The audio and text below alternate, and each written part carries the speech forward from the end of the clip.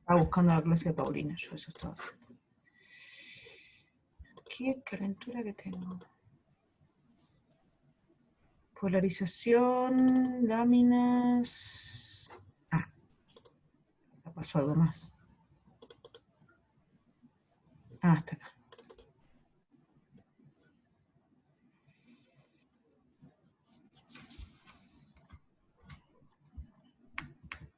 Booster.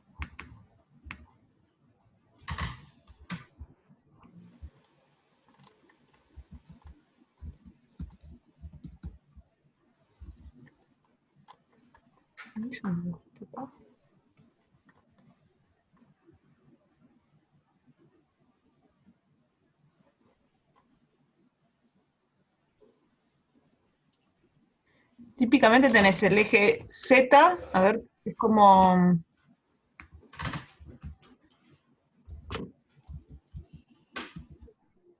Z avanza, X es el eje lento y Y es el eje rápido. Pero bueno, en ese orden, digamos. En estos casos, Pero en realidad más lo que la que terna tenés que importa más que nada es que... la rotación. Sí, importa que seas consistente. Claro. O sea, que lo hagas siempre igual. Eso, o sea, cómo tomes la terna va a importar en los casos en general, digo. La matemática total va a importar cuando tengas cosas como productos vectoriales. Si no tenés productos vectoriales, importa que seas consistente. Sí hay convenciones después, pero en este caso que no hacemos ningún producto vectorial con esto, con que tomes siempre lo mismo, va a estar bien.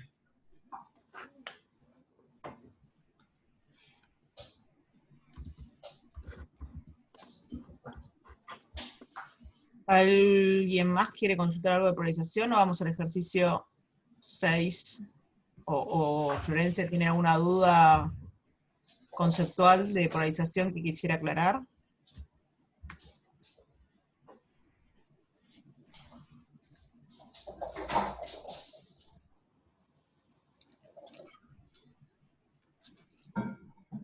¿De polarización?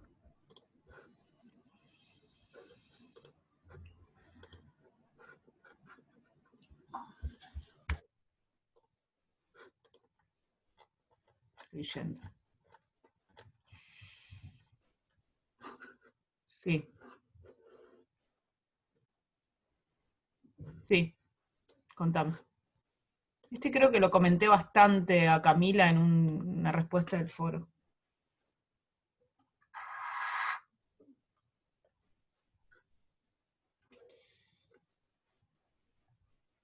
Qué buena pregunta, ¿por qué te queda una elíptica?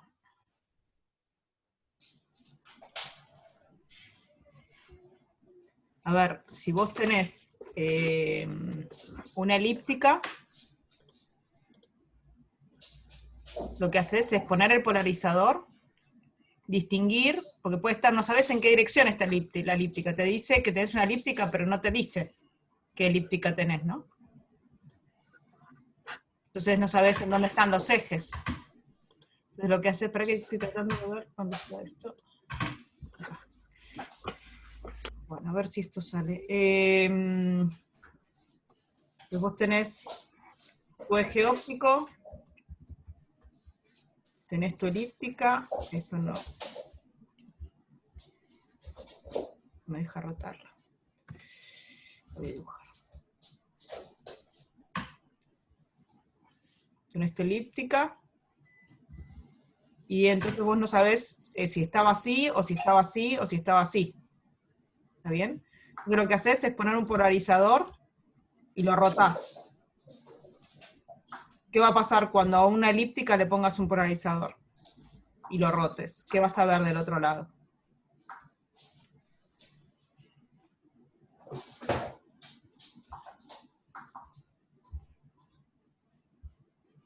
En algún ángulo máxima intensidad y en otro ángulo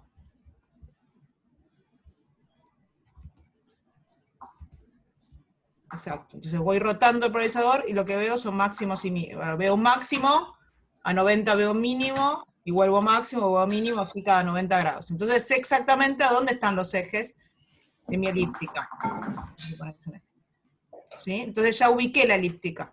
Supongamos que la elíptica está ahí como estoy diciendo. Y este eje es el que tiene 4 veces el eje este que está acá. Bien, ahora retiro el polarizador. ¿Por qué quiero retirar el polarizador? Porque si yo hago coincidir a mi lámina con los ejes de la elíptica, ¿qué pasa?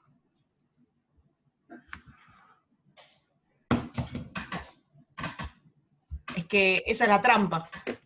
Podrías plantar una elíptica en los ejes que te interesan, pero estás forzando a la elíptica a estar en donde vos querés. Y en realidad, si vos estás en el laboratorio, necesitas saber a dónde está la elíptica. O sea, en el planteo vas a hacer lo mismo.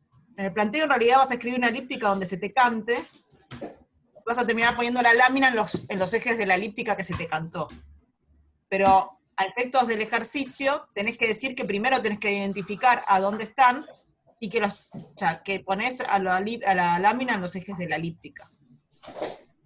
Porque es un asunto de laboratorio, si querés. Entonces, si yo pongo la lámina en los ejes de la elíptica, ¿qué pasa?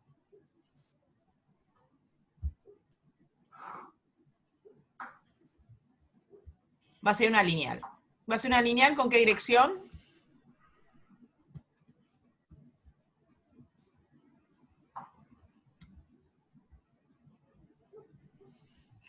Bueno, eso debería estar en el eje óptico.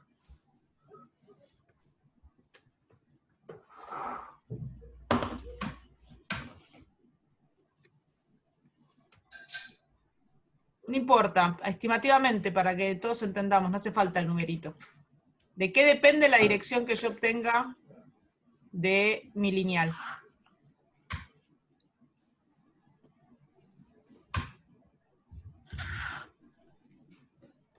¿De dónde está el eje rápido y de qué más? Es lo mismo si yo tengo esta elíptica o si tengo una elíptica más circular, o es lo mismo si yo tengo una elíptica, o sea, de la relación de ejes. Claro, ahí Gastón contestó bien. Depende del eje mayor, de cuál es la relación entre el eje mayor y el eje menor. Eso me va a devolver dónde está mi lineal. Si mi lineal es así, o si es así, o cómo es. ¿Está bien? No va, lo importante que ustedes se tienen que dar como moraleja, que no va a coincidir con el eje de la lámina, va a estar en otro. Va a estar en otro eje, en otra dirección que no coincide, eso seguro, déjense por seguros, no va a coincidir con los ejes de la lámina. Es una lineal en otra dirección. Y ahora ya estamos, ¿no? ¿Qué tengo que hacer para obtener la, como diría Hendrik, el mundo es mío? ¿En qué caso coinciden?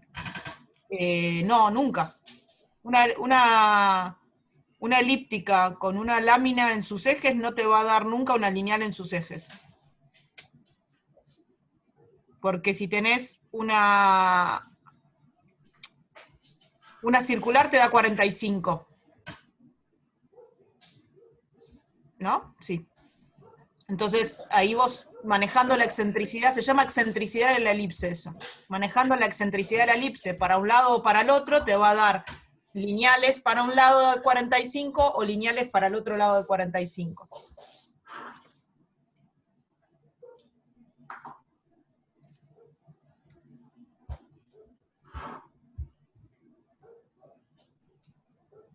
No, salvo que tengas una elipse tan excéntrica que sea una lineal.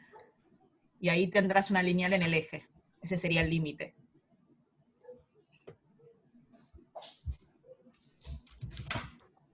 ¿Se entendió eso, Manuel? De la excentricidad al límite. Una elipse muy excéntrica sería una cosa así, por ejemplo. Allá. Bueno, ¿me entendieron? Y entonces te va a dar casi en el mismo eje, porque es casi una lineal.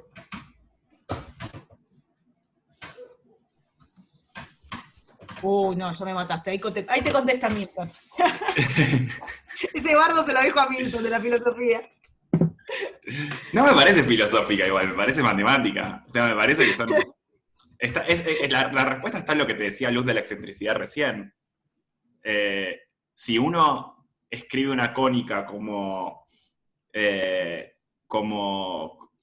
en función, o sea, hay muchas formas de escribir una cónica. Esto, no sé si, depende de quién tuviera un F1, lo pudieron haber visto o no, si no se ve en Meca. Pero ustedes pueden escribir una cónica con coordenadas polares y les queda en función, si lo escriben con coordenadas polares queda en función de su excentricidad, y si le escriben como con coordenadas cartesianas, no. La excentricidad la tienen que calcular a mano. Pero si la escriben con coordenadas polares y ustedes agarran y escriben la cónica que corresponde a un círculo y van modificando esa excentricidad, pueden ir generando elipses y con un límite, como lo mostraba Luz recién, van a llegar a una recta de esa Claro. excentricidad. Y con un Sí, límite o sea, hacia otro lado van a llegar a un círculo perfecto. Entonces van a ir pasando por todas las elipses en el medio. claro. Eso se ve lindo en las figuras de Lisa Jus. En F3, ¿viste? Va en Sí, la U3. Que pasás en la de otra, las sí. elipses claro, en la lineal y también al circulito. Y con respecto a Agustín, cónicas son ciertas figuras en el plano que son círculos, elipses, parábolas, hipérbolas. Las rectas también, los puntos, bueno, hay un par que son más raras, pero esas 4 son las más clásicas. Y hay un apunte que yo subí hace bastante tiempo sobre cónicas a la página. Buscate ese apunte. De esta materia, a principio de la materia, habían hecho una pregunta sobre matrices y yo les conté sobre cónicas y cómo se podía escribir sobre una matriz. Ahí lo tenés con más detalle. Bien, Y si entonces, no, en algún volvamos. libro de álgebra lineal. O sea, mi respuesta y la de Milton en el fondo es que sí. Una elipse es una lineal en el caso límite, a la misma manera que un círculo es una elipse, en un caso particular. Volvamos al ejercicio de polarización. Ya ni sé quién estaba contestando, quién había preguntado. La que contesta soy yo. ¿Quién había preguntado? Eh, Lautaro, ahí está. No sé si hasta acá está claro. Entonces la pregunta es, ¿qué tengo que hacer ahora con una lineal para... Acá hay un ángulo, ¿no? Que si no me equivoco y si mi memoria no falla, creo que era 14 grados, pero puedo estar equivocándome. Lo tenés que poner a pi sobre 4 de quién. O sea, acá esto está corrido, ¿no? El dibujo es una tridimensionalidad horrible. Vamos a ver si lo puedo arreglar. Si este era el eje de la lámina, la lineal, ponele que me sale... Allá. Ahí. La lámina nueva respecto a los ejes de la elipse. Ahí está el error. Tenés que poner a 45 respecto de la lineal. La nueva lámina va a 45 respecto de la lineal. Y ahí te tiene que dar circular, no hay chance.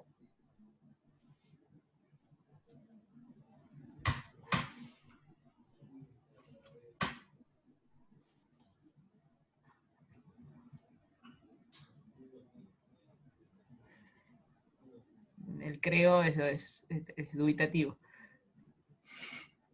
sea, si este es el eje de la lineal, tenés que poner 45 respecto de esta lineal. O sea, ponerle por acá. Este dibujo feo, feo. ¿Qué dice? Si es difícil hacerlo en el pizarrón, en el whiteboard del Zoom es más difícil.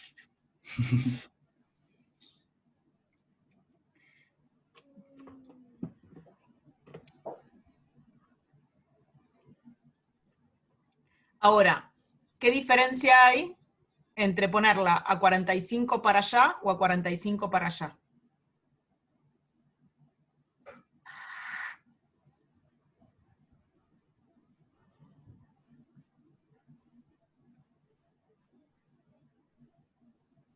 No hace falta que conteste Lautaro, ¿eh? Cualquiera puede contestar. Ahí está, el sentido de la circular que me va a dar. Exacto. Siempre va a ser circular. El tema es, ¿a qué 45? Vieron que el ejercicio pide que gire, no me acuerdo si derecha o izquierda. Bueno, ¿a qué 45 la tengo que poner para que gire derecha o que gire izquierda? Es lo que se tienen que fijar también, ¿no? Pero siempre es a 45 de la lineal. Bien. ¿Más consultas o más dudas? Si alguien tiene alguna pregunta de este ejercicio también.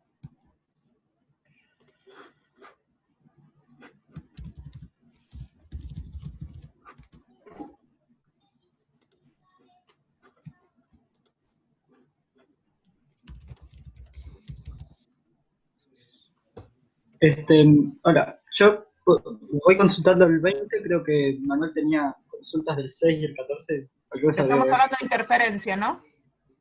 de interferencia, sí. Este, con el 20, mi duda era para calcular el... Gastón, un segundo. ¿Alguien tiene alguna consulta más de polarización antes de cambiar de tema?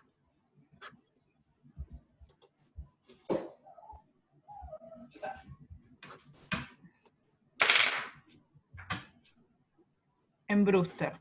¿Cómo sé qué parte de la onda incidente está en el transverso eléctrico y cuál en el transverso magnético? Lo que tenés que hacer es proyectar. O sea, vos vas a tener una onda que llega a una interfaz. Yo hago esto, acá, ¿no? No, yo quiero dibujar una recta. Ahí. ¿Sí? Esta es la interfaz. Acá tenemos la normal. Vos tenés una onda que llega acá.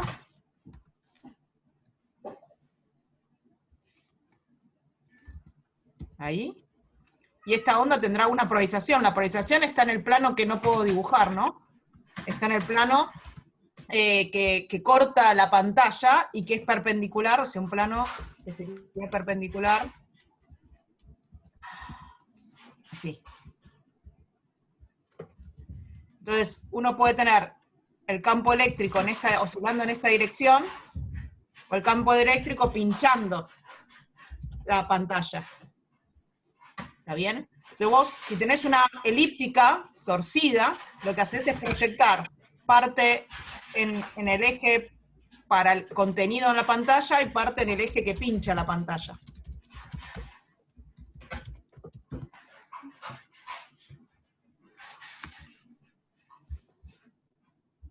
Entonces siempre tenés que proyectar. No sé cómo sigue tu duda.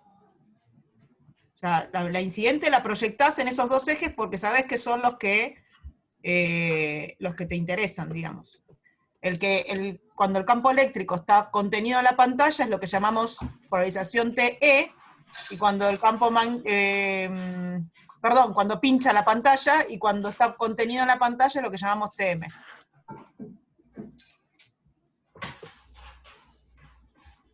¿Ya está? ¿Eso es todo? Bien.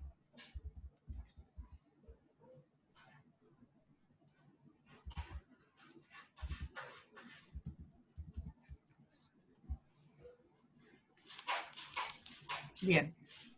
La clave para entender los ejercicios de Brewster son las constantes de Fresnel, en el sentido de que las constantes determinan el porcentaje de campo se transmite y se refleja, mientras Fresnel nos habla del ángulo. A ver,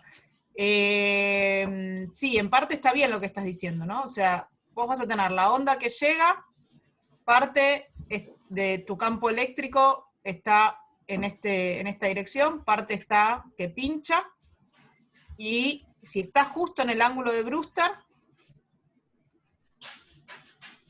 alguna parte de lo que estaba en esta dirección, ¿qué le va a pasar?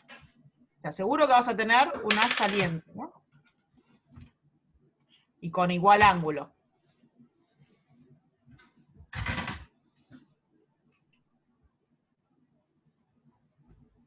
¿Mm? Bueno, yo sigo igual la explicación porque no entendí por qué se tiene que ir. Sí, no entendí. Y entonces, ¿qué componente es la que desaparece? A los demás les pregunto, ya que estamos, repasamos un poco de conceptos, ya que parcial tenemos más tiempo, podemos aprovechar para repasar. ¿Cuál es la onda que su componente reflejada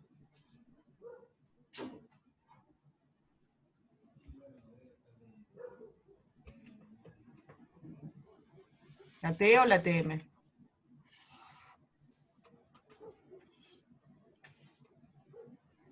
Porque las dos son transversales, ¿no?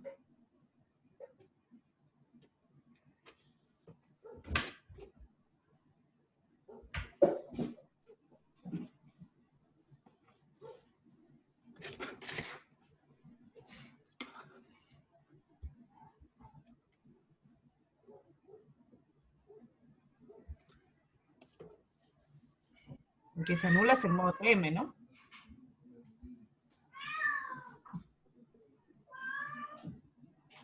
¿Qué le pasa a Mate? A Marte, digo. Mate no. Mate es el que tengo que la mano. Quiere que le demos bola, básicamente. Está subido a la tele ahora. Lo cual es un peligro porque ya la tiró una vez.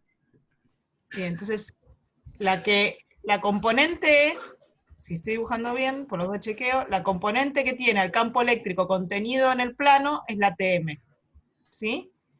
Y entonces, esa es la que se anula. Lo único que me sobrevive acá es la componente TE. Hay una imagen muy pictórica que me parece que no dimos y que a mí me ayudó mucho cuando está F2. Al que no le ayude, la olvida en este mismo instante, ni bien la digo, pero al que le ayude por ahí le va a venir un poco mejor, que es imaginarse que al ser un campo eléctrico, la luz literalmente mueve los electrones que haya en cualquier cosa con la que interactúe, ¿no? Entonces uno se podría imaginar, ok, cuando refleja en alguna superficie como esta, voy a poner para hacer el annotate, cuando refleja en una superficie como esta, ¿en qué dirección es más fácil mover electrones? Es más fácil, bueno, es que es muy difícil, voy a dibujarlo, miren mi pantalla y voy a hacer como este celular es el piso donde se refleja la luz. Entonces, la luz incide de esta manera. ¿Le es más fácil mover los electrones en esta dirección sobre el plano o arrancarlos de la superficie? Claramente, para sacarlos de un lugar a los electrones se requiere mucha más energía. ¿Sí? Entonces, solamente mueve los electrones en esta dirección. ¿Sí? Y cuando se refleja, la componente que más va a prevalecer, que va a ser más fuerte, es en la dirección que se movían los electrones. Es una imagen un poco para imaginarse lo que está pasando, que a mí me servía. O sea, lo que No lo la tiene T es la que Milton dice que queda en el plano, mientras que la TM, cuando esto se refleja, queda como perpendicular, y entonces es donde va a saltar. Donde para poder oscilar debería saltar y salir del plano, y eso es lo que es difícil. El asunto es que justo en Brewster sobrevive solo la TE. ¿Está bien? Entonces, lo que dice Lautaro, ¿se entiende esto? No, había preguntado a Alejandro, pero aparentemente se fue. Entonces, ¿cuánto tengo acá? ¿Cuánto tengo acá? Va a depender, sí, de los coeficientes de Fresnel. Pero nunca nosotros en física 2 nos preocupamos de cuánto tengo acá, sino de qué componente sobrevive. Y cuál es la polarización debido a que sobrevive esa componente, digamos. ¿Qué es lo que pensaste que era al revés? O sea, eso está en la clase de Pau, ¿no?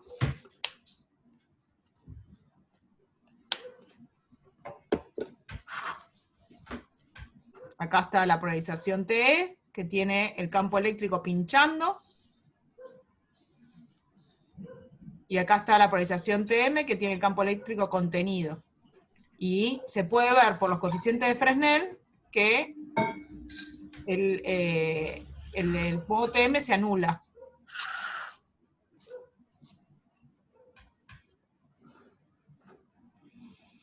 Entonces, Lautaro pregunta, ¿por qué? ¿O qué hacer con una circular? Y una circular en la incidente es lo mismo. Lo que me sorprende es que el problema sea la incidente, digamos. O sea, uno tiene ahora voy a mirar en la otra dirección, ¿no? Yo tengo el vector K pinchando hacia mí en la pared de la pantalla hacia mí, y esto es, de alguna manera, la polarización TM, la dirección correspondiente a la TM,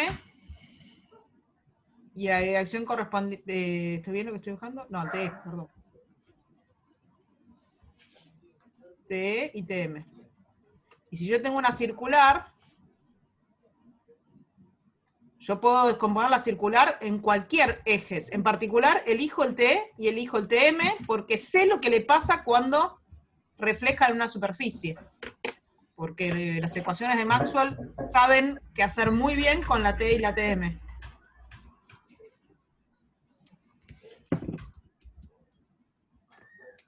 Lautaro. Entonces, tenés la mitad en TM y la mitad en TE.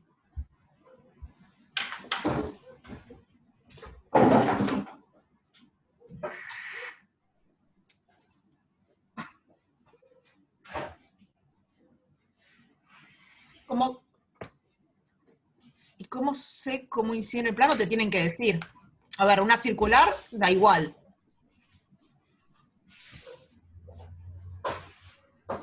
Una elíptica te van a decir cuál es el eje mayor y cuál es el eje menor. Y vas a proyectar en los ejes TE y TM en función de, te digan cuál es el ángulo de la elíptica. Lo de no saber cómo hacerlo, en realidad, no se engranen con... a ver, esta dirección que estoy dibujando acá en verde es la dirección que en el dibujo anterior es esta roja que está acá. Yo defino, en vez de llamar a T, llamarlo T, lo llamo I, y a TM lo llamo X, pero lo importante es que cuando yo lo dibuje después en el plano, o cuando yo después lo pase al plano de la superficie, este eje TE pinche el plano, pinche mi pizarrón, mi pantalla, y el TM esté contenido en la pantalla.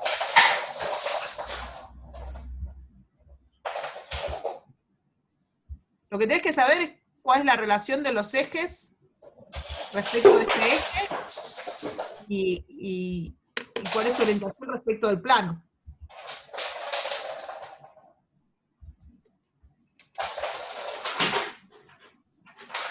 Esos deberían ser datos del problema de alguna manera. En la circular es lo más fácil, porque siempre te va a quedar half and half. Sí, T y TM solo son paralelos y perpendiculares al plano de incidencia. ¿Por qué, Florencia? Ah, ¿por qué son T y TM? Porque es la definición de T y TM. O sea, es transverso eléctrico, transverso magnético.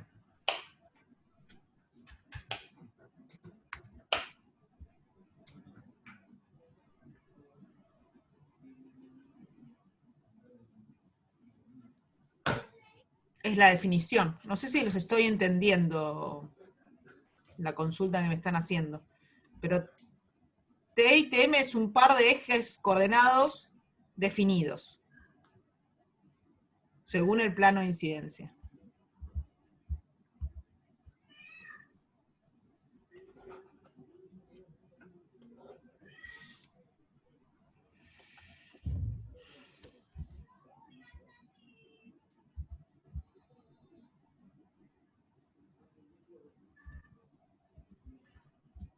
Si no es una onda y nos dicen que incide... A ver.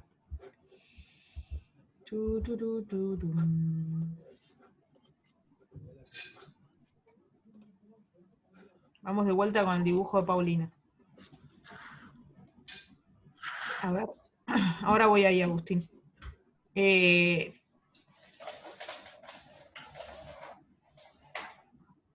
Uno tiene la onda que propaga en la dirección del haz este que está dibujado en negro.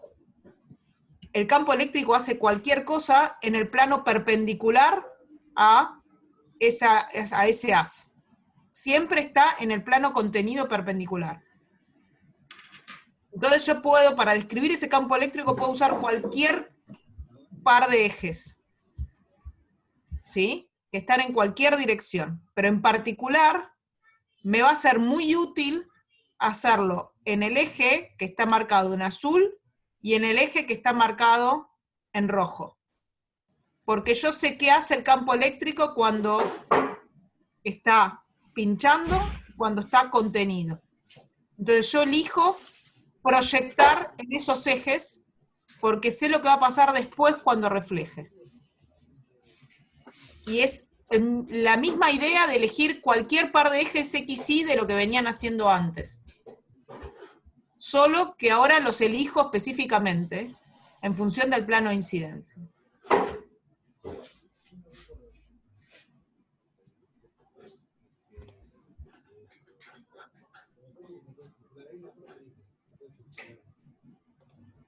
El ejercicio 15.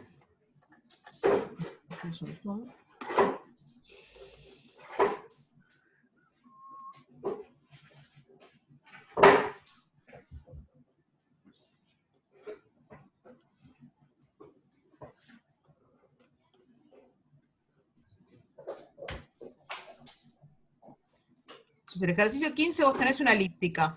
No importa qué elíptica tengas, ¿cómo va a salir? Polarizada, si incidís en Brewster. Lineal. ¿En qué eje?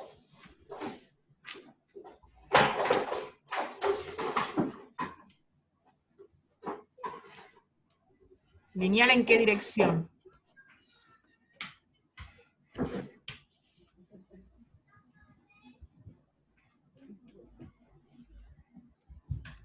Exacto, solo T. No importa cuánto tenía la elíptica en cada eje. No me preguntan qué intensidad tiene esa lineal. Ahí sí necesitaría saber cuál era la elíptica que tenía. Lo que sé es que yo puedo proyectar esa elíptica en dos ejes. Y que el único que me va a sobrevivir es el eje que elegí perpendicular al plano. Por eso no te importa cuál es la elíptica. Escribí cualquiera. Te está diciendo que es elíptica. Si está incidiendo como T, es lineal.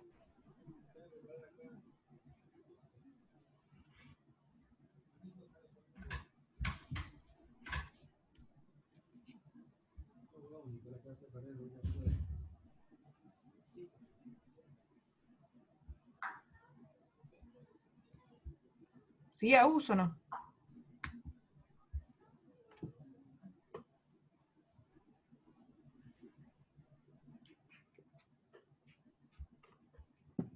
Si vos solo tenés una onda incidiendo en T, es lineal. Va y viene de arriba para abajo.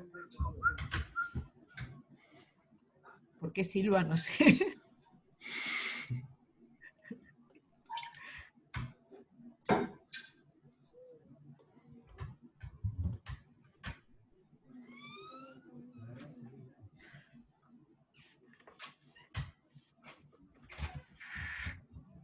¿Sí llegás a por qué es lineal, Agustín? O los demás. A ver, volvemos al dibujito de Pau. ¿Qué pasa? Yo tengo estos dos ejes. Si yo solo tengo polarización T, es que tengo solo el campo eléctrico pinchando a la pantalla.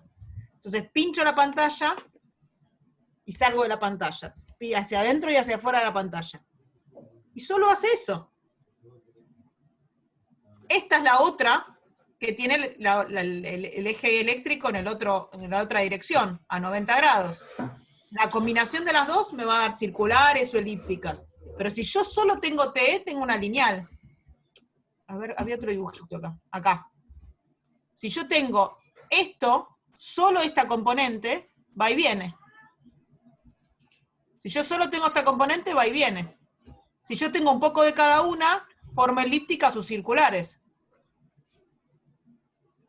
Claro, ahí está. La elíptica tiene T y TM a la vez. Tiene componente X y componente Y, si quieren. Componente de dos ejes. Si solo tengo un solo eje, Sí, puedes tener una lineal que solo tenga TM, por supuesto.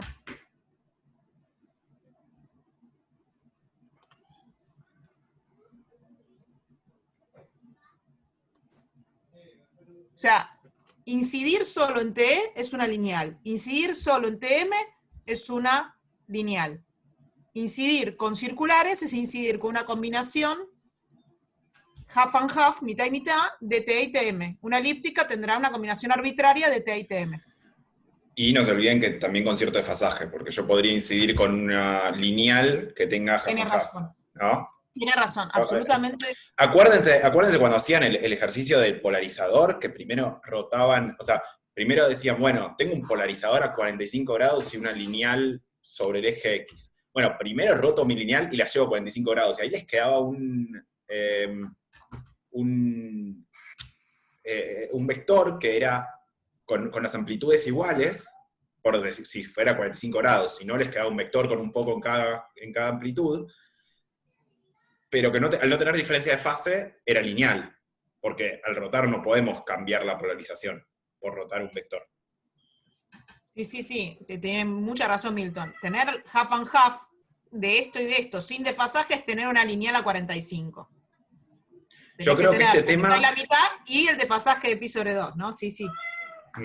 Yo creo que con este tema es un poco más abstracto verlo que con los polarizadores.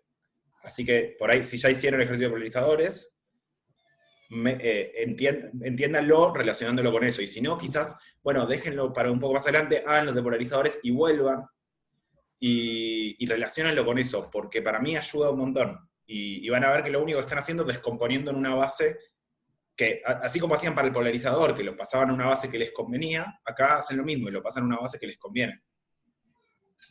La del transverso eléctrico y el transverso magnético tiene un nombre especial, pero es una elección de ejes como cualquier otra.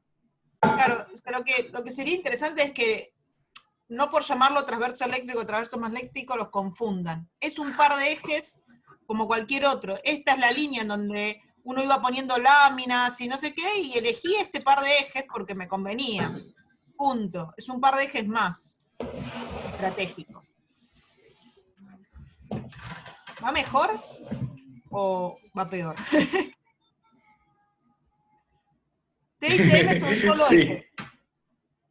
Ejes tan especiales que tienen nombre, pero los nombres hasta podrían ser Milton y Luz. El eje Milton y el eje Luz, no se concentren tanto en si es eléctrico, magnético, con esos nombres. Eso va a quedar más claro en teórica 1, pero por ahora son solo nombres. Igual, no sé, vos elegí Luz, ¿cuál de los dos querés ser?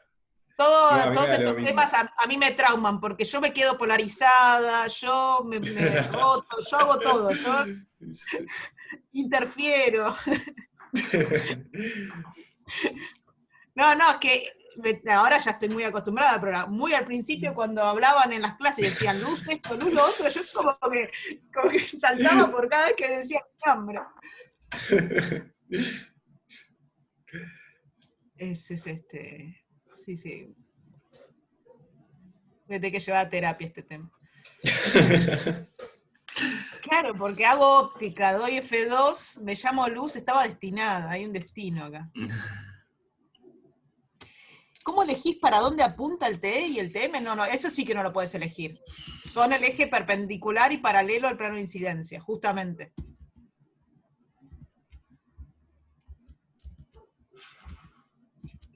Si querés es, ¿cuánto del campo que tengo formando mi polarización está en el TE y cuánto está en el TM? ¿Cuánto está en el paralelo y cuánto está en el perpendicular?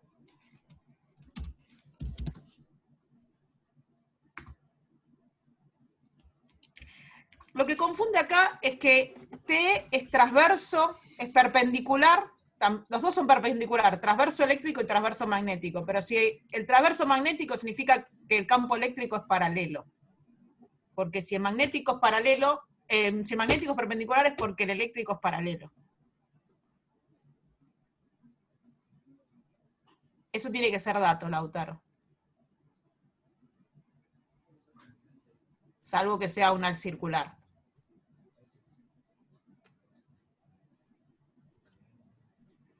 Yo diría que con esto, carburen un poco. Me gustó el casi.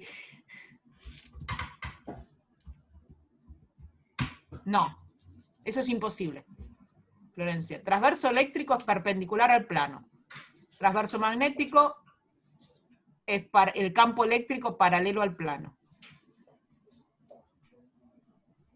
Llamalos Milton y luz, como dijo Milton. O sea, lo importante es que siempre sepas que Milton es perpendicular y luz es paralelo.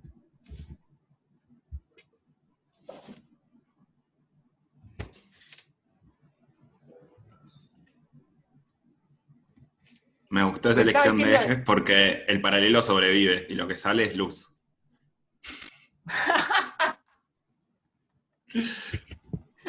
Estamos muy quemados. Imagínate si estamos quemados ahora, el cuatrimestre que viene, cuando estemos todos de vuelta, porque estamos todos de vuelta el cuatrimestre que viene, ya los chistes van a ser recurrentes, ya vamos a estar re limados.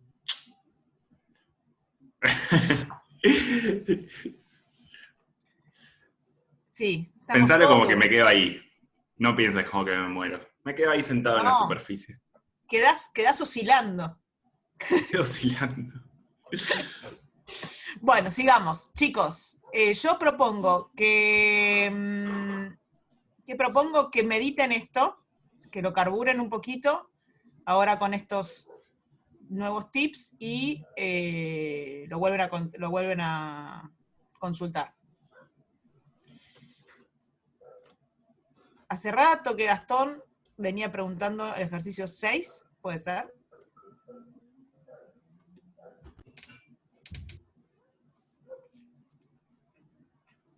Ahora entré en duda, iba a consultar el 20, pero cambié de opinión. Consulto mejor el 14. Dale. Lo malo es que estoy viendo la fecha, yo lo hice el 4, o sea, hace 10 días ya. No me acuerdo mucho, pero mi problema era cuando tenía que calcular la diferencia de camino óptico. No la pude calcular. ¿Te refieres a este ejercicio? Es un lindo ejercicio creo que hasta lo voy a proponer para hacer como la clase que viene. La clase que viene van a estar. El problema es que no dejan de estar hasta las manos con el TP Yo para calcular la diferencia de camino terminé haciendo Taylor, porque de otra manera se me hacía imposible. ¿Cómo Taylor? Y porque en el 14, como la distancia... ¿Cómo? Sí, como son distintos, la distancia de la fuente secundaria van a ser distintas a la fuente primaria. Entonces, en vez de... No encontré una diferencia clara entre los dos, entonces planteé el recorrido entero, desde cada fuente hasta el punto P. Me quedó una cosa con raíz, o sea, un módulo que es bastante feo. Y haciendo Taylor a segundo orden, me queda algo con un término independiente que cumple con lo de la consigna. Me parece que te la complicaste. No digo que esté mal, solo digo que te la complicaste. Pasa que justo había visto una aproximación parecida que había hecho Ricardo en el apunte y me pareció útil para esto. Ven que yo lo tengo hecho por acá y así, acá está. Tengo los números. A ver, ¿qué consecuencia tiene usar dos prismas distintos? Sé que todos estos problemas, lo útil es llevarlos a un Yang.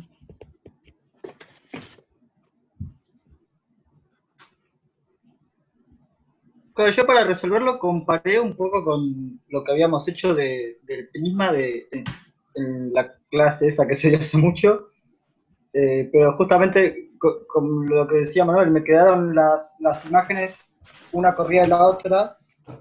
Llegué a algo que vos no sé si te acordarás, en tu clase lo llamabas un L, que podías escribir en función de un ángulo, pero acá no pude encontrar ese ángulo. A ver, ustedes lo que tienen son dos prismas. Prisma 1 y prisma 2. Lo voy a hacer exagerado a propósito, ¿no? Y una fuente. ¿Qué consecuencia tiene tener un prisma distinto que el otro. Por ahí dijeron algo. Como son prismas delgados, contesto la pregunta de Camila, siempre van a estar en el plano de la fuente. No van a estar ni atrás ni adelante. Siempre se van a formar en este plano. Ok. Solo porque es muy difícil de verlo, Camila, es correcto que te cueste, porque se debe a que son prismas delgados, entonces cualquier trazado de rayos que hagas te va a salir mal. ¿Sí? Entonces, ¿qué pasa cuando tengo este prisma? Cambia el delta mínimo. Ok, si cambia el delta mínimo, ¿qué es lo que cambia? No voy a hacer las cuentas las van a usar ustedes, pero voy a contar conceptualmente qué pasa.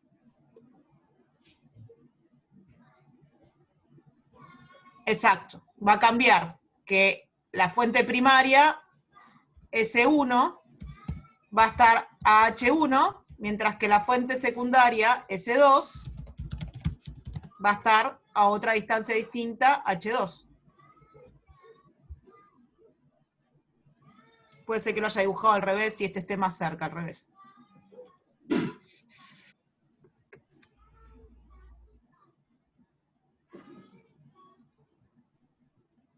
Creo que es así. Depende, en realidad depende de cuáles sean alfa 1 y alfa 2 los ángulos, ¿no? No importa. El tema es que H1 es distinto de H2. Eso es lo importante. ¿Sí? ¿Eso lo ven? ¿Que son distintos uno del otro? Bien. Entonces, ahí quedé, ok. ¿Qué pasa con eso? Ahora yo me olvido que tengo el biprisma. Ya está, ya hice lo que tenía que hacer con el biprisma. El biprisma no cumple ninguna función más. Chau, se fue biprisma. Se fue la fuente S. ¿Qué tengo que hacer ahora? Un yang, exactamente, listo, se terminó el problema. Pantalla, yang. Alguien dijo por ahí que es como descentrar la fuente. Entonces, ya esto no va a estar en el medio, sino que el medio estará por acá, en mi dibujo. Y entonces, pero este sigue siendo mi eje óptico, ojo. Entonces, yo acá tendré M0 corrido. Lo que pasa es que ahora hay que hacerlo todo en cuentas, ¿no? Hay que calcular cuánto vale H1, cuánto vale H2, decidir cuánto vale la distancia entre fuentes, cuánto está corrida ese orden 0. ¿Sí? Pero la idea es esa. O sea, es un ejercicio muy lindo de parcial.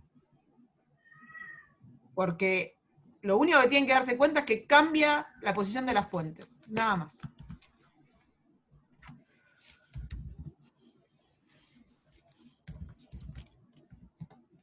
Sí, H1 y H2 se calculan con los delta mínimos.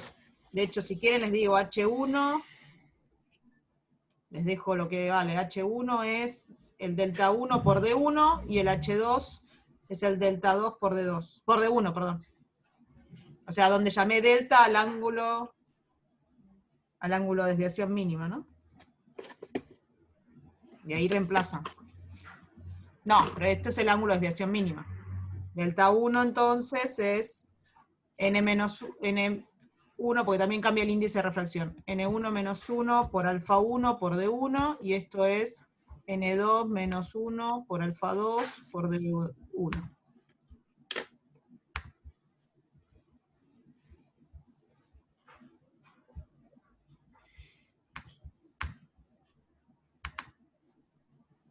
Sí, Agustín.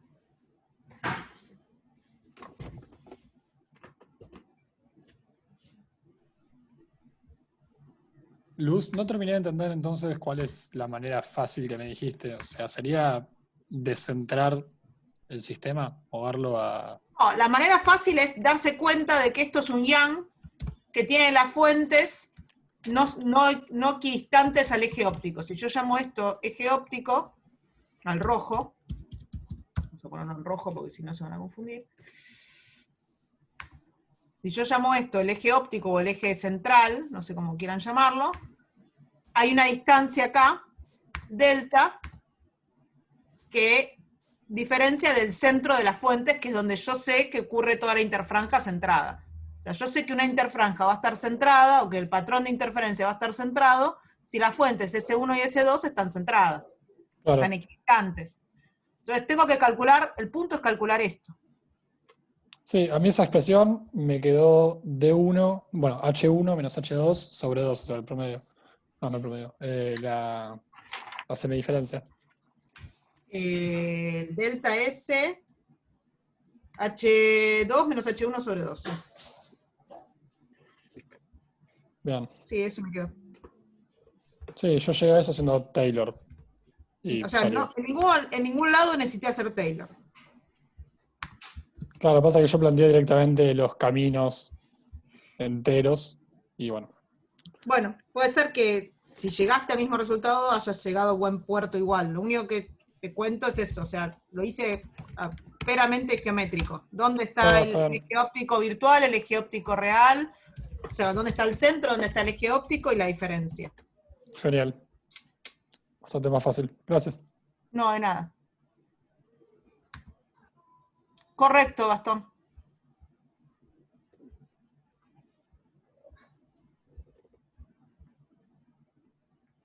Si querés, te hago un comentario sutil que te tenés que asegurar que los dos prismas, por más que tengan diferente índice y diferente ángulo, te devuelvan la mitad de intensidad en cada fuente. Entonces ahí te va a dar una interfranja al estilo Young. Pero no, eso no se pone en tela de juicio. Se asume que es así.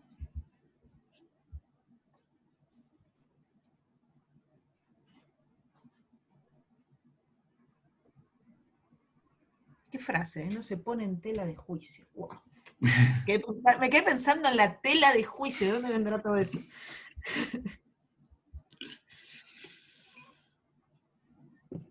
Bien. Arrancamos con la clase de hoy, que haré... Agustín hizo una pregunta más arriba. Ah, la del área. ¿Qué pasa con el área esa? El área con el biprisma, pasa que borré el biprisma, pero podemos buscar mi clase, que esa espero que no se haya borrado. Estoy traumada. Interferencia 1.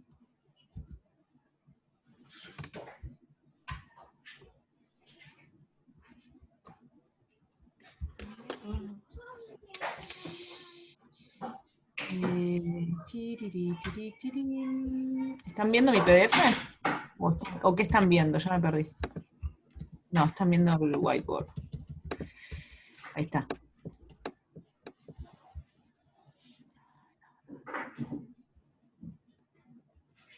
Jodeloid. Acá. ¿Este cono decís vos, Agustín?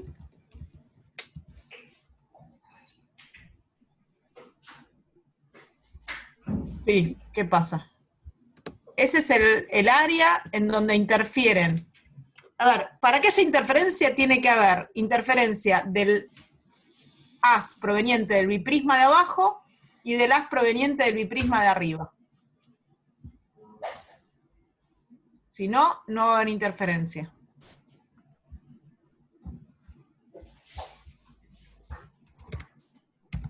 Entonces, ese es el área en donde hay intersección de esas dos cosas. A ver. El haz que viene. ¿Esto dibuja acá? Sí. Uy, qué feo eso que hice. Quiero hacer una línea, vamos a usar. Tengo demasiadas cosas para escribir acá. El haz que viene paralelo y pega sobre el biprisma de abajo, ¿cómo sale? Sale para arriba. Pero viene del biprisma de abajo, por eso lo dibujé verde. Ahora, cambiamos de color a violeta. Este haz que está acá, que dibujo violeta, bueno, se me cambió el color del otro, la perinola. No quería que se me cambie el color. Viene acá y sale por acá. Entonces, el área donde hay violeta y verde es donde hay interferencia, porque yo necesito que haya interferencia de los dos haces, del haz que viene del biprisma de abajo y del haz que viene del biprisma de arriba. Cualquier otro haz que venga del biprisma de abajo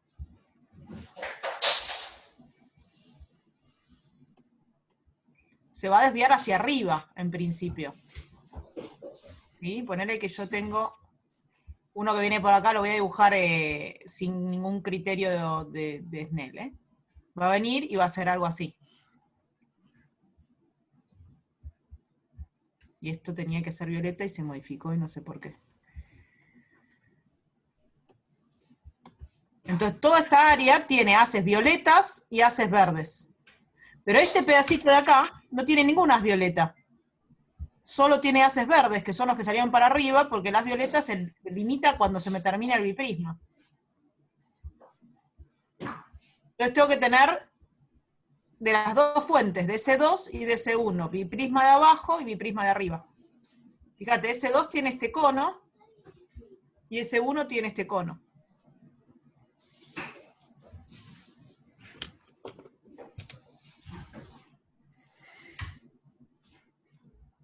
¿Algo mejor o algo peor?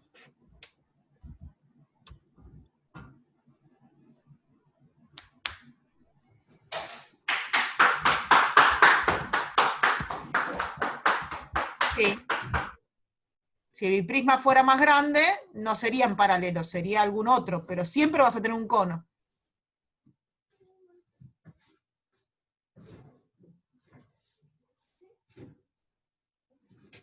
Cono, llámalo como quieras.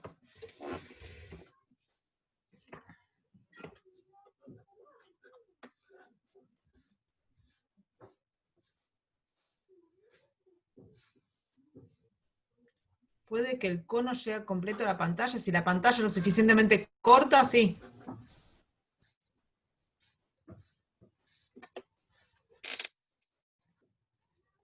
Es probable que pierdas coherencia antes de que termine el cono, digamos, en la realidad.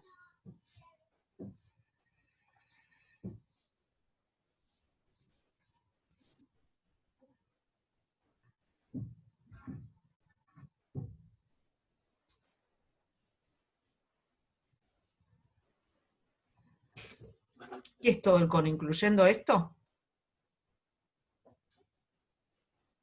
No. Si hay unas... Luego tenés que pensar en si el haz está solo o el haz está doble. O sea, si el biprisma llegaba... o sea, yo dibujé este... Sí, o sea, podría pasar, pero te va a quedar un área sola de haces violetas. O sea, siempre hay un cono. O sea, inevitablemente hay un cono. Puede ser que esté truncado o no truncado, pero hay un cono.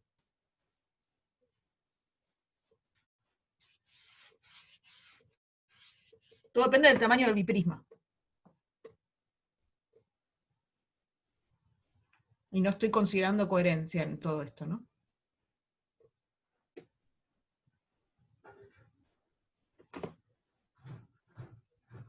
No lo tengo abierto el Hedge ahora.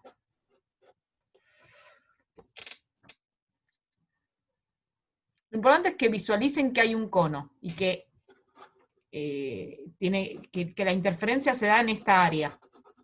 No como en Yang, que también uno tiene interferencia acá y acá, por ejemplo.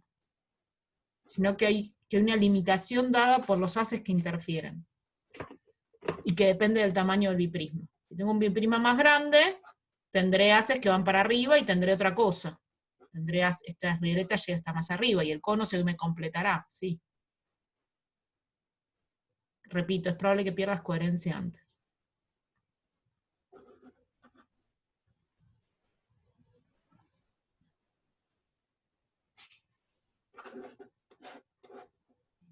Día 5.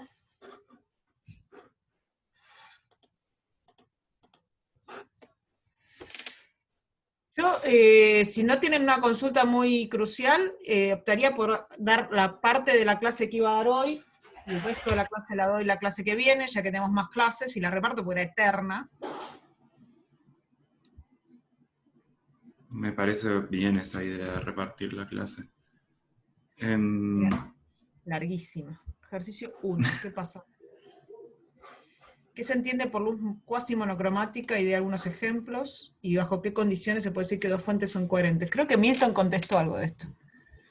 Sí, yo contesté en el campus, igual vamos a hablar brevemente, o sea, contesté lo de bajo qué condiciones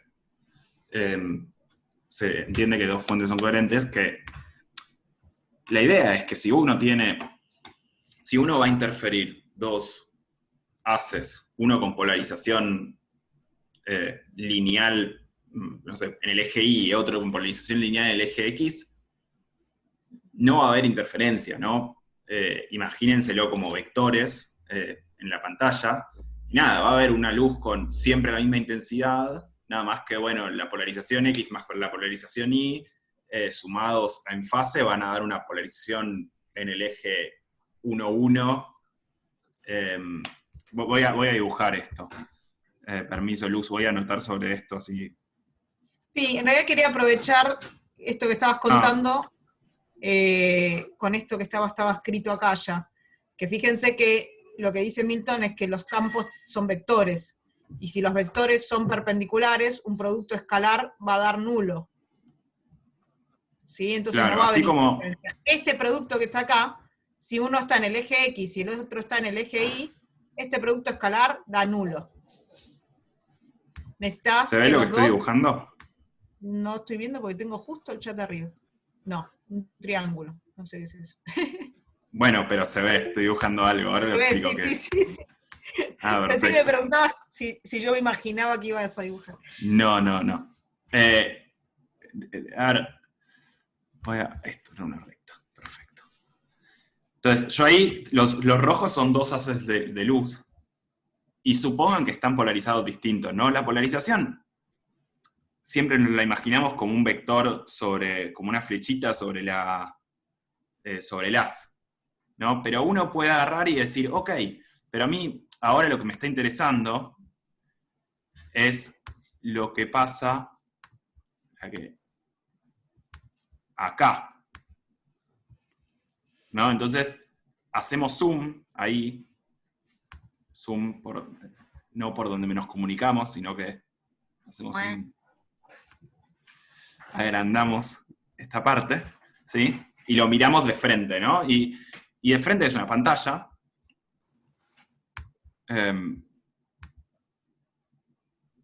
¿No?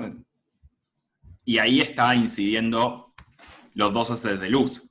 Y en ese punto también los haces de luz están polarizados, ¿no? Entonces en ese punto yo puedo también dibujar las flechitas como las estaba dibujando antes. Entonces, si las flechitas, los vectores de polarización se llegan así, ahí está. El vector resultante de eso, y va a ser una cosa... no me está haciendo esta flecha, ahí está. Va a ser una cosa así, que me salió lejos del origen, pero es en el mismo origen, ¿no? Uno está sumando vectores, no está haciendo nada más que eso. Pero en la intensidad no va a haber ningún, o sea, va a haber un cambio en la polarización, pero no va a haber nada, no le va a llamar nada la atención en la intensidad, entonces no va a poder decir, ok, tengo lugares donde hay interferencia constructiva y lugares donde tengo interferencia destructiva, ¿sí? Solo va a pasar eso si uno tiene dos haces de luz que están polarizados de la misma manera. Y a eso le llamamos haces coherentes. Igual tiene que pasar que los haces coherentes tengan diferencia de fase constante en el tiempo, ¿no? Ambos, además de tener la misma polarización. Sí, perfecto. O sea, que eso es lo que se ve acá. O sea, la polarización está contenida en el vector, producto escalar, solo va a dar algo si están en la misma dirección, ¿sí? Entonces lo que interfiere tiene que estar en la misma dirección. Y después, además, tiene que tener, la diferencia de fase tiene que ser constante, que es lo que está propuesto todo el tiempo acá, ¿no? En algún lado, acá, o sea, el producto escalar está, pero esto, que está acá, tiene que no depender del tiempo para que yo lo vea, este término cruzado, sino esto es un promedio temporal, fíjense que esto está entre corchetes, esto es un promedio temporal y se me va el cuerno. ¿Está bien? Entonces no tiene que depender del tiempo. Entonces esas dos cosas hacen un as coherente. Un as perfectamente coherente es un as que, bueno, acá pregunta cómo son dos ases. Igual alguien quería preguntar por el 1 y nosotros contestamos por el 2. ¿Qué se entiende por luz cuasi monocromática? Pero tiene que ver. Y de algunos ejemplos. Entonces, esta respuesta va por las dos fuentes que si son coherentes o no. ¿Está bien? La luz cuasi monocromática, la luz monocromática es una luz que no existe, ¿sí? Y que tiene una sola longitud de onda, o una sola frecuencia. Esto creo que ya lo dibujé en algún momento, pero lo vuelvo a dibujar, no hay drama. Entonces yo tengo, estos serían ejes que representan frecuencia y cantidad de frecuencia, o sea, cuánto tengo de esa frecuencia, y si yo tengo algo monocromático, cada vez que digo monocromático pienso en los pingüinos de ¿cómo se llama esta película? De Madagascar. Los pingüinos de Madagascar. ¿Por qué? Monocromático. Porque le llaman amigo monocromático. Ah, mirá. No me acordaba de eso. A la cebra, sí. Sí. Bueno, si tuviera algo muy monocromático, esto es una delta de Dirac. Aparece una frecuencia y nada más. De intensidad o cantidad infinita, digamos. Solo eso. Cuando tengo algo, esto no quería que fuera una recta, sino que fuera a mano alzada, policromático, tengo una campana. O puedo tener muchas frecuencias, o sea, no, miento. Algo policromático puede tener cualquier cosa en el espectro de las frecuencias. Intensidad de frecuencia o lambda si quieren, da igual, ¿no? Ya vimos que por la relación de dispersión son parecidas. Entonces digo, tengo tanto de esta lambda, tanto de esta lambda, tanto de este color, de este otro color, de este otro color, de este otro color, de este color. Esto también puede ser que sean como, no sé, algunos focos de luz que tienen, no sé, parte solo una componente azul, solo una componente amarilla y solo una componente roja. ¿Está bien? Pero también podría tener solo alrededor de la amarilla un conjunto de longitudes de onda acotados. De manera que tengo una lambda central, una lambda mínima y una lambda máxima, formándome mi ancho de banda. Cuanto más chiquito sea este ancho de banda, ya sea en delta o en omegas, más monocromática es mi luz, porque tengo menos cantidad de colores incluidos. Pero siempre voy a tener, no existe fuente de luz que no tenga algún ancho de banda asociado. Incluso trabajando con los mejores láseres, hay anchos de banda. Eso es una luz cuasi monocromática. La luz monocromática pura, no existe. Asociado con el concepto de luz, una luz monocromática perfecta, pura, tiene longitud de onda, tiene longitud de coherencia infinito. No tiene trenes de ondas. Una cuasi monocromática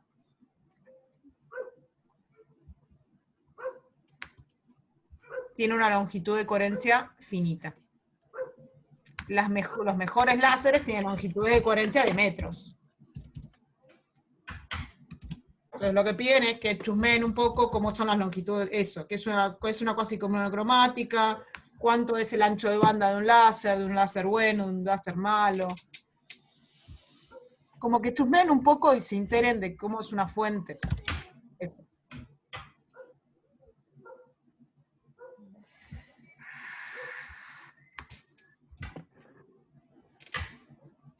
Esto inevitablemente está asociado a trenes de onda.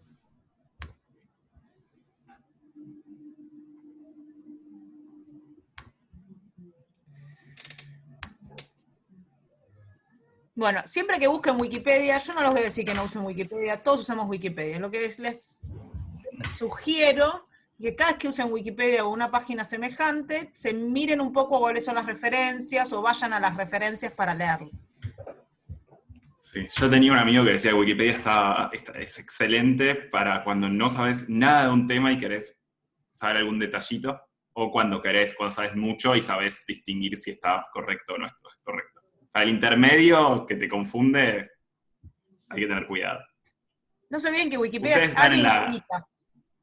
Entonces, Sí. ese alguien no Ustedes están sabemos en quién es. la categoría que saben mucho, en el criterio de usar Wikipedia. Ya estar cursando F2 es bastante, me parece. Pero úsenlo con Claro, criterio. bueno, es lo que está diciendo Milton. Gastón dice, yo leo y veo si me lo... No.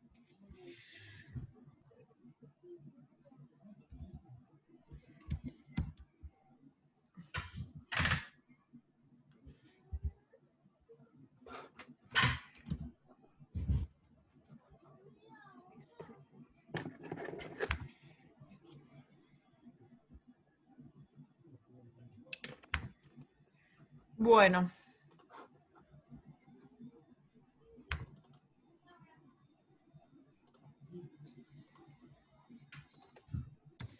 Empezamos, quiero probar una cosa por las dudas, pero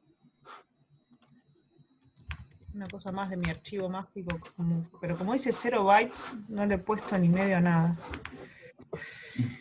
Pero se me ocurrió una prueba más y antes de empezar la clase, como sigo traumada, no logré nada. Yo no puedo creer que mis 15 hojas murieron así. No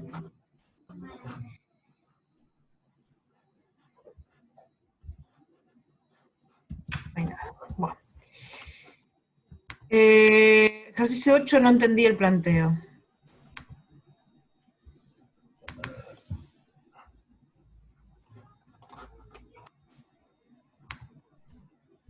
Ejercicio 8.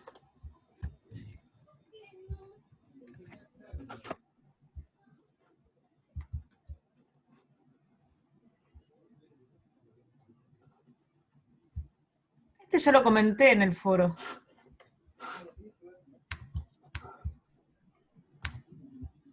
O sea, ustedes lo que tienen acá, independientemente de que tengan una... ¿Cómo se llama esto? A ver, ¿qué me comentan? Que tengan un espejo de Fresnel o no. Sí, el de la lupa.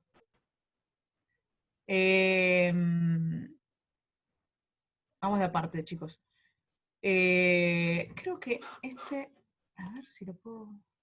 Bueno, independientemente de que tengan un espejo de Fresnel o no, tienen dos fuentes. Y esas dos fuentes en una pantalla generan una interfranja. ¿Sí? Y entonces tienen una lupa y miran la interfranja con la lupa.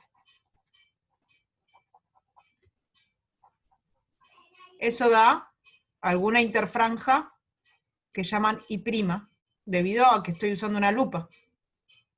Ese es el planteo del problema.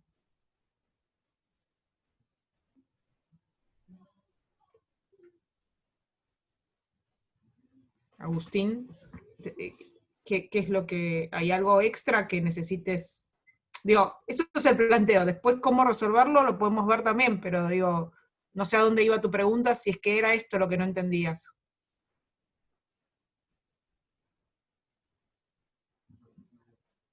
No, no veo la interfranja, voy y la miro. Y entonces es más un ejercicio de óptica que de interfranja, les diría. Uso una lupa y me tengo que fijar quién es ese, como dice por ahí Gastón, quién es ese prima, tengo que averiguar. La distancia de visión clara, no es la distancia de la...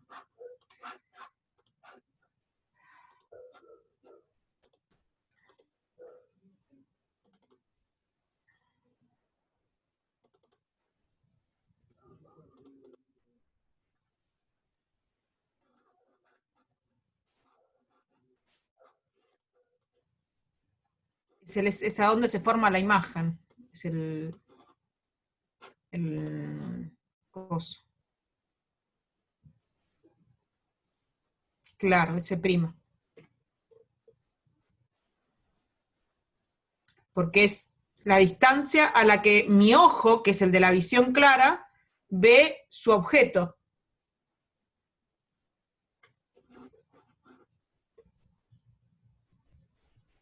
Entonces es a donde se forma la imagen de la lupa.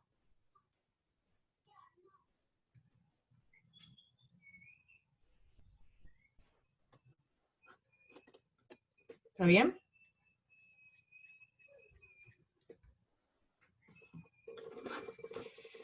Bueno, listo.